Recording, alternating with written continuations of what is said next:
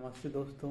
आज हम जिस विषय पर चर्चा करने वाले हैं वो विषय पर्यावरण से जुड़ा हुआ है।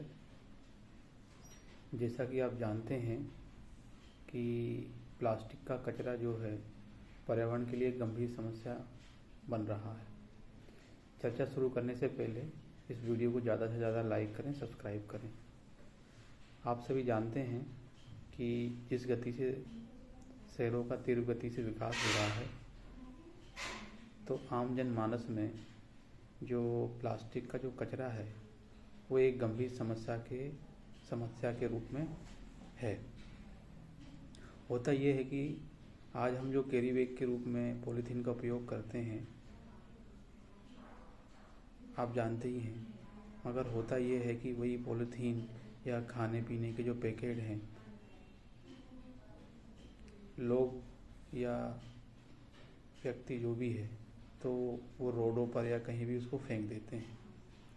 अब वही पॉलीथीन के टुकड़े जो हैं नाली के माध्यम से नदियों में जाते हैं, वो जो नदियाँ समुद्र में मिलती हैं।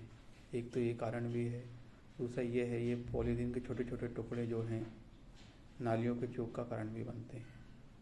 अब पर्यावरण में जो है प्लास्टिक का कचरा बहुत ही घातक समस्या बन चुका हुआ है।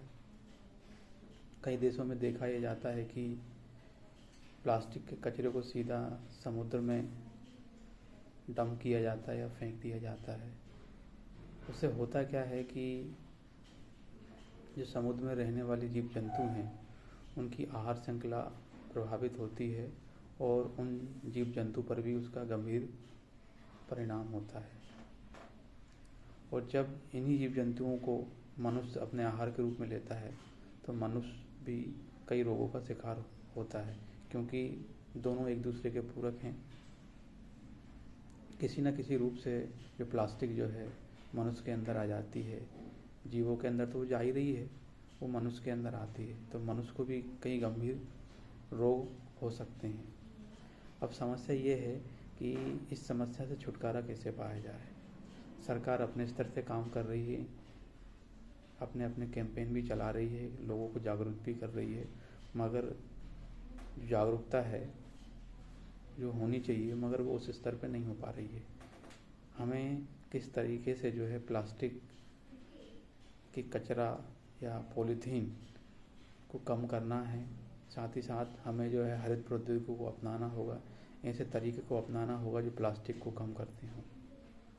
कई बार हम देखा जाता है कि प्लास्टिक के जो प्लेट आती हैं, पुराने समय में प्लेटों की जगह दोना पत्तल चलते थे, ये उसका अल्टरनेट था। तो वही हमें अल्टरनेट आज के समय में अपनाना होगा। साथ ही साथ जो है ऐसी ऐसी प्रौद्योगिकियाँ आ रही हैं जो प्लास्टिक के कचरे को सही तरीके से जलाने में सहायक हैं।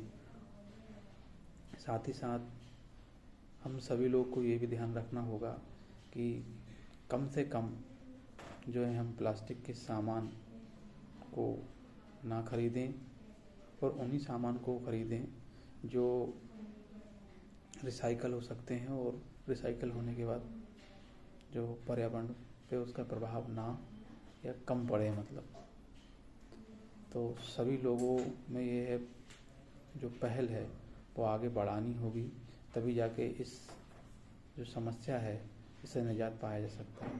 तो ज़रूरी ये है कि कम से कम सभी लोगों को जागरूकता